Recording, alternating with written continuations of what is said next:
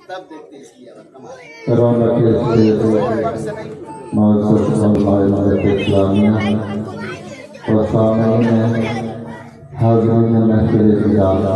علیکم ورحمۃ اللہ وبرکاتہ.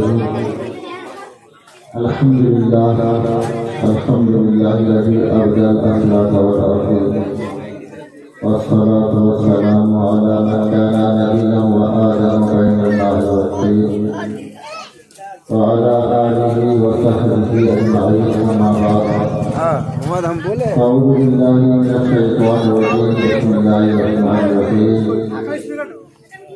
إن أولياءه إلا المتقون. آمنت بالله صدق الله العظيم وصدق رسوله النبي الأمين الكريم ونحن على ذلك لمن الشاهدين والشاكرين والحمد لله رب العالمين. واہ کیا مرتبہ ہے قوم ہے والا تیرا، واہ کیا مرتبہ ہے غوث ہے والا تیرا، اونچے اونچوں کے سروں سے قدر اعلیٰ تیرا. اور سر بھلا کوئی کیا جانے کہ ہے کیسا تیرا، سر بھلا کوئی کیا جانے کہ ہے کیسا تیرا، اولیاء آنکھیں ملتے ہیں وہ ہے تلوا تیرا. اور مسلمانوں سوچو تمہارا حال کیا ہوتا، مسلمانوں سوچو تمہارا حال کیا ہوتا، جناب غوث کا تم پر اگر پہرا نہیں ہوتا. حضرات محترم، جیسا کہ آپ تمام حضرات دیکھ رہے ہیں، پوسٹر آپ کے سامنے ہے تحفظ ناموس رسالت. آج قوم کی سب سے بڑی ضرورت ہے تحفظ ناموس رسالت. آج دنیا میں ہر کوئی اٹھ کے آ جاتا ہے منہ دھوئے بغیر اور نبی کی شان میں ایسی ویسی باتیں کرنا شروع کر دیتا ہے. اور آج ہم مسلمان دنیا میں 2 ارب مسلمان ہوتے ہوئے خاموش رہ جاتے ہیں، نبی کی گستاخی کو سن کر بھی خاموش رہ جاتے ہیں. یہ ہمارے جذبہ ایمان نہیں ہے. تو عمر فاروق کے زمانے میں ایک مسلم آتا ہے، ایک یہودی آتا ہے نبی کی بارگاہ میں فیصلہ لینے کے لیے. نبی یہودی کے حق میں فیصلہ سناتے ہیں. وہ مسلمان پھر حضرت عمر فاروق کے پاس چلا جاتا ہے یہ سوچ کر کہ یہودی ہیں، حضرت عمر فاروق جلال والے ہیں، یہودی کے حق میں فیصلہ نہیں دیں گے. یہودی کہتا ہے کہ اے عمر تم کیا فیصلہ کرو گے، تمہارے نبی نے تو فیصلہ میرے حق میں کر دیا ہے. تو عمر کہتے ہیں پھر میں فیصلہ کروں گا. تلوار اندر جاتے ہیں، تلوار نکالتے ہیں اور اس منافق کی گردن اڑا دیتے ہیں.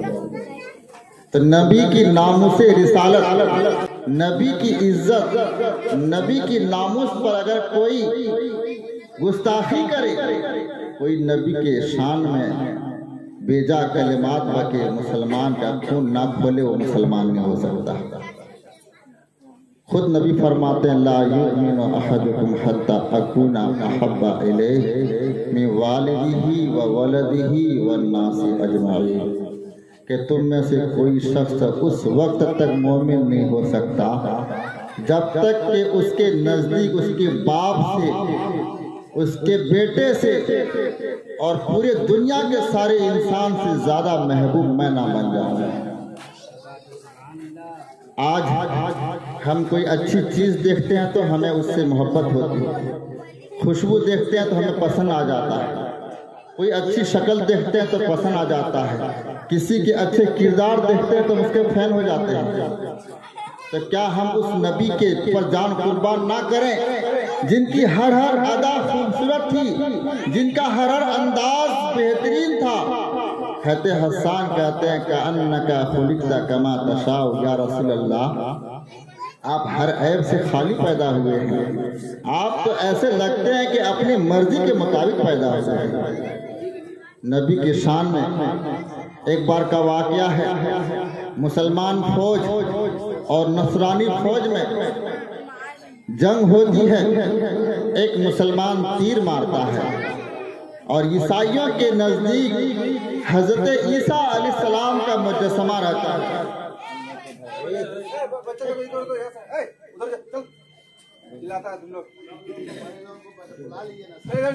شور مچائے گا تو شیرنی کسی کو نہیں ملے گی، سب کو ہم پہچان گے۔ تو حضرت سعد ابن وقاص کا واقعہ ہے کہ جب مسلمان اور عیسائی میں لڑائی ہوئی تو ایک مسلمان نے تیر چلائی تو عیسائیوں کی جو مورتی بنی ہوئی تھی حضرت عیسیٰ علیہ السلام کی، وہ مورتی میں جا کے تیر لگ جاتی ہے اور مورتی کا نام ٹوٹ جاتا ہے۔ اب عیسائی لوگ آتے ہیں، کہتے ہیں کہ اے سعد ابن وقاص، لڑائی تو ہم سے ہے، ہماری مورتی کو کیوں توڑا آپ نے؟ ہماری مورتی کو کیوں توڑا؟ ہم اس کا بدلہ چاہتے ہیں، انصاف چاہتے ہیں۔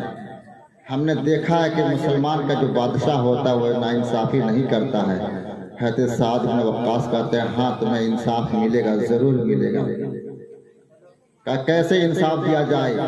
تو عیسائیوں نے کہا کہ ہم بھی تمہارے نبی کی مورتی بنائیں گے اور اس پر تیر چلا کے ناک توڑ دیں گے۔ حضرت سعد بن وقاص رضی اللہ تعالیٰ کہتے ہیں ایسا نہیں ہو سکتا، اگر میں اپنے آپ کو پیش کروں تو کیا کہو گے تم لوگ؟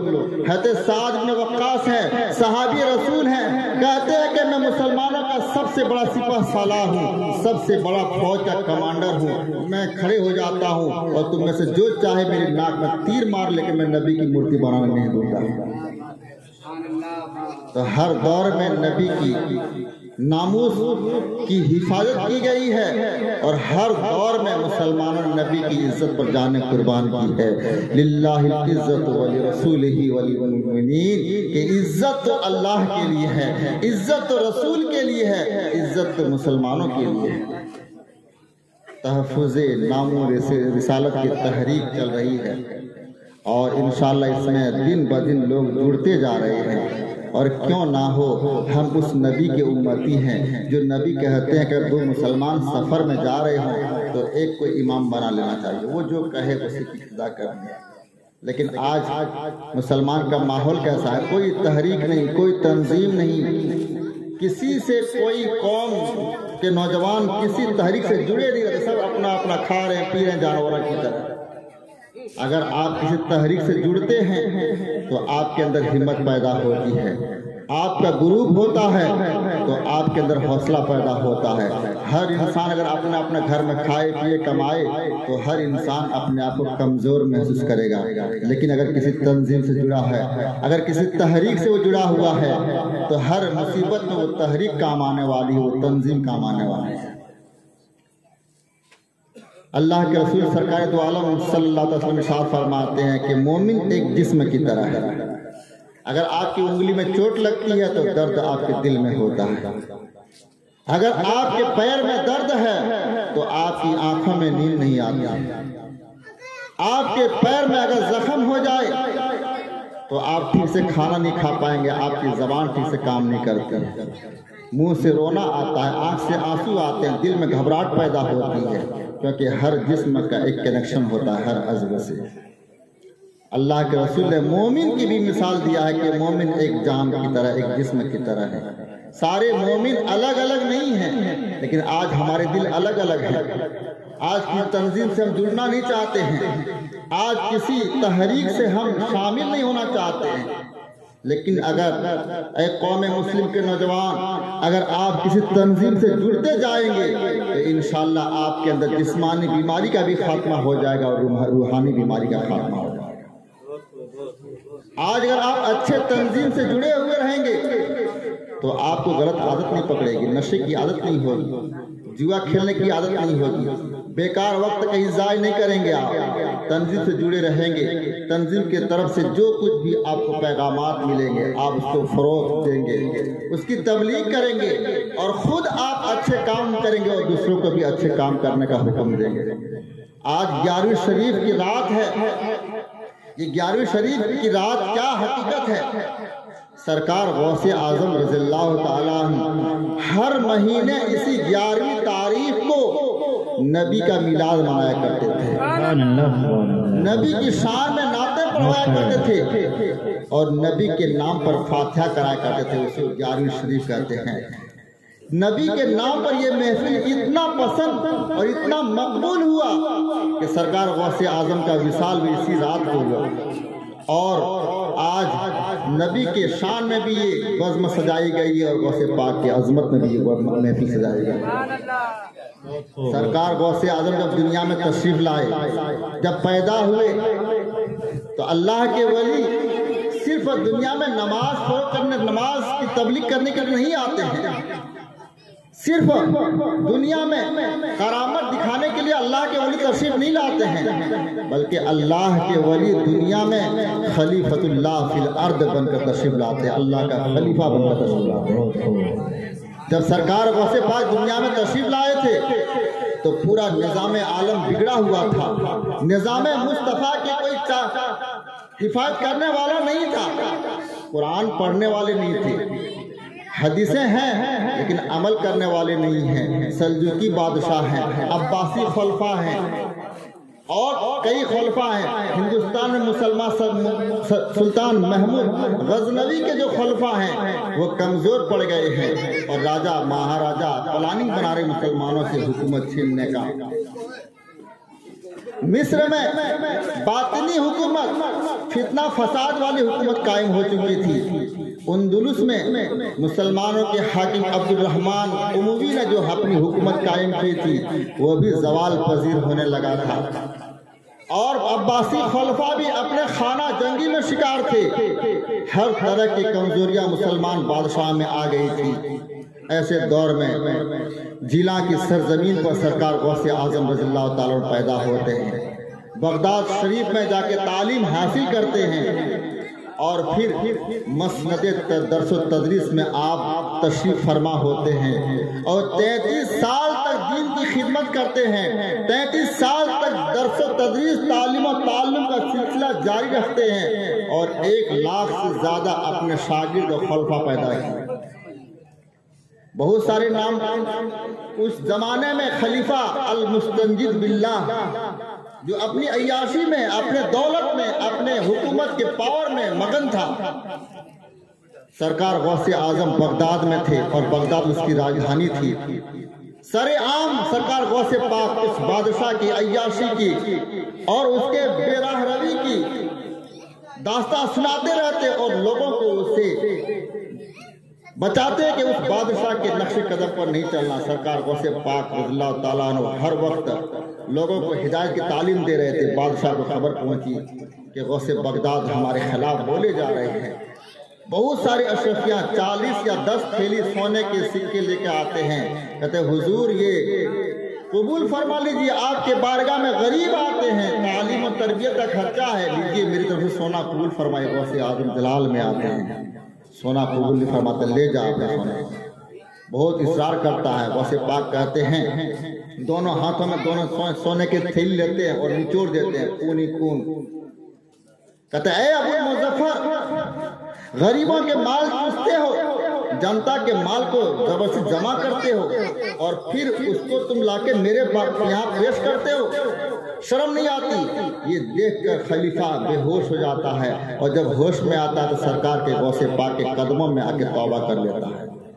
तारीख़ इस्लाम मुताला करें, खलीफा अल मुस्तंजिद बिल्लाह के बारे में औसाफ बयान किया गया है कि बहुत ही शफीक मेहरबान बादशाह थे। रियाया पर जितने भी नाजायज टैक्स लगे हुए थे सबको उठा दिया और जितने लोगों से माल नाजायज तरीके से कब्जा किए थे सबको वापस करता है। और वो खलीफा ताइब फिल्लाह, अल्लाह की बारगाह में तौबा करने वाला, और फिर ऐलान करता है कि मेरे मातहत जितने भी हुक्मरान होंगे, उम्माल होंगे, गवर्नर होंगे, सब के सब वो होंगे जिनकी असर की सुन्नत कभी नहीं कज़ा हो, वो होंगे जो तहज्जुद की नमाज पढ़ते हों। इस तरह से निज़ाम आलम कायम किया। तरल गाजी का नाम कौन नहीं जानते? आज सब जान रहे हैं। उनका बेटा उस्मान गाजी को कौन नहीं जानते? सारा बच्चा बच्चा जानता है। खिलाफत उस्मानिया दुनिया की सबसे बड़ी सल्तनत का नाम है। ये किसने, इस तहरीक को किसने आगाज किया था? अगर आप रिवायत में देखेंगे, हिंदुस्तान के अंदर मुसलमान बादशाह, उनका दबदबा हुआ, मुसलमानों ने हिंदुस्तान को सोने का चिड़िया बनाया। ये किसका फैजान है?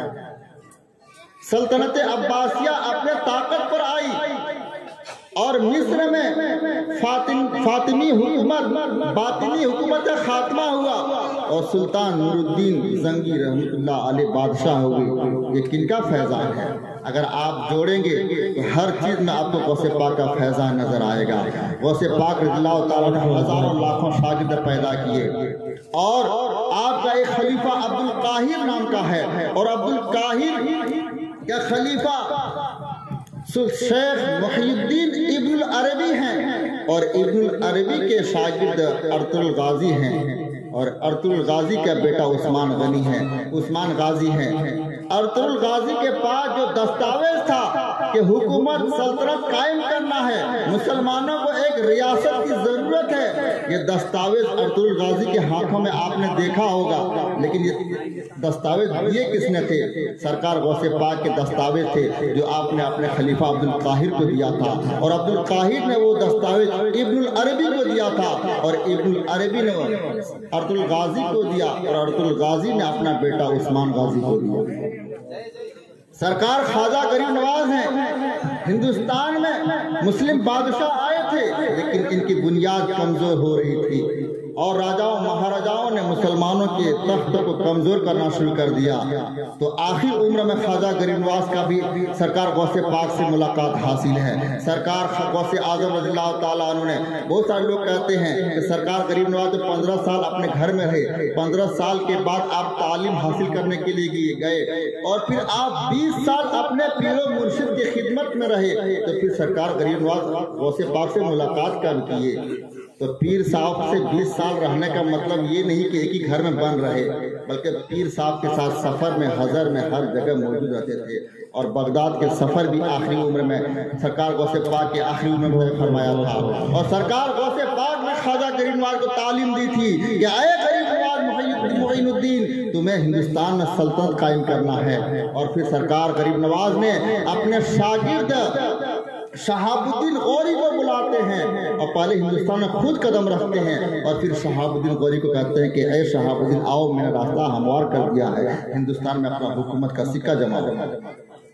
इस सरकार गौसे आजम रज़ियल्लाहु ताला अन्हु ने दुनिया के कोने कोने जहां पर इस्लामी सल्तनत थी सबको मजबूत किया, मुस्तहकम किया, निज़ाम मुस्तफ़ा कायम किया। आज गौसे पाक के करामात हर कोई बयान करते हैं लेकिन गौसे पाक की ये खिदमात कोई बयान नहीं करता है। ये सरकार गौसे आजम एक तरफ तो नमाज रोजे के तालीम दे रहे थे और दूसरी तरफ से सियासतदान मुसलमान पैदा कर रहे थे, निज़ाम मुस्तफ़ा को संभालने वाला पैदा कर रहे थे, तहफ़्फ़ुज़ नाम रिसालत की खातिर फौज तैयार कर रहे थे। 565 हिजरी में बैतुल मुक़द्दस फतह हुआ। सुल्तान सलाहुद्दीन अय्यूबी रहमतुल्लाह अलैह ने 565 में बैतुल मुक़द्दस मस्जिद अक़सा को फतह किया। आप अंदाजा कीजिए, गौर कीजिए, क्या सुल्तान सलाहुद्दीन जो इस्लाम के सबसे नंबर 1 हीरो आते हैं, इनको हीरो किसने बनाया? आप कहेंगे नारे तकबीर, नारे रिसालत, उलमाए कराम, नारे तकबीर, नारे रिसालत। सुल्तान सलाहुद्दीन अय्यूबी को हीरो बनाने वाले सरकार गौसे आजम थे। सुल्तान सलाहुद्दीन अय्यूबी डबल कादरी हैं।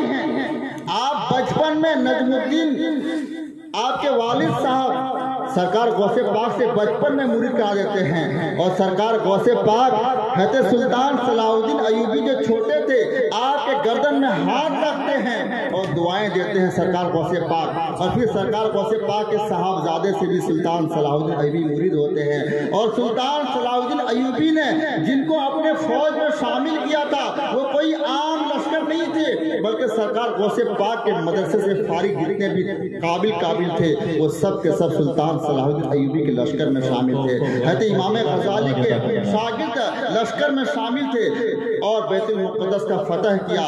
और जब सुल्तान सलाहुद्दीन अय्यूबी ज़ईफ़ हो गए, कमज़ोर हो गए और बिस्तर पर लेट गए, बुढ़ापा आ गया, तो लोग कहने लगे कितना अजीब लगता है ना, जो मैदान जंग का शहसवार है, मैदान जंग का हीरो है, आज बुढ़ापे ने कमज़ोर कर दिया है और बिस्तर पर बूढ़े ऊंट की तरह करवट बदल रहा है। तो सुल्तान सलाहुद्दीन अय्यूबी कहते हैं कि मुझे کبھی بھی جنگ میں موت کا خوف نہیں ہوا، کیونکہ جب میں بچپن میں چھوٹا تھا تو میرے والد صاحب نے غوث پاک کی بارگاہ میں جا کے مجھے مرید کرایا، اور غوث پاک رضی اللہ تعالیٰ نے میرے گردن پر ہاتھ رکھ کے دعا کیے تھے، اور مجھے ایمان کامل ہے، یقین کامل ہے کہ کوئی دنیا میں ایسا دشمن پیدا نہیں ہوا جو اس گردن کو کاٹ دے جس گردن پر غوث پاک کا ہاتھ لگا ہوا۔ علماء کرام کی فہرست کافی لمبی ہے، وقت نہیں ہے، اللہ تبارک و تعالیٰ سے دعا ہے ہم سارے مسلمانوں کو صراط مستقیم پر چلنے کی توفیق عطا فرمائے، سرکار غوث پاک کے فیض و برکات سے ہم سب کو مالا مال فرمائے، وما علینا الا البلاغ، وآخر دعوانا ان الحمد للہ رب العالمین۔